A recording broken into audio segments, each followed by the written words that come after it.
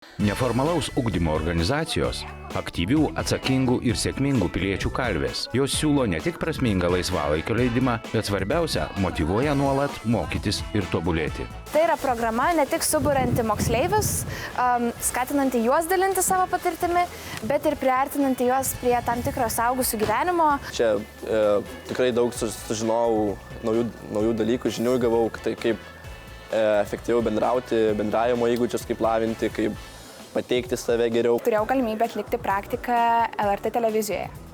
Tai kodėl aš būtent pasirinkau LRT televiziją, nes nuo pat 10 klasės pradžios mano galvoje kirbėjo mintis, kad norėčiau visai būti žurnalistė. Mes labai džiaugiamės, kad atsiranda neformalio vaikų švietimo finansavimo krepšelis Lietuvoje ir kad mes galim suteikti vis daugiau vaikų šansą tobulėti, įgyti žinių, ko jie šiaip mokykloje neįgytų. Lankyti neformaliojo ugdymo užsiėmimus netgi savaitgaliais besirenkantys vaikai žino, verta naudotis kiekvieną progą išmokti ką nors įdomaus.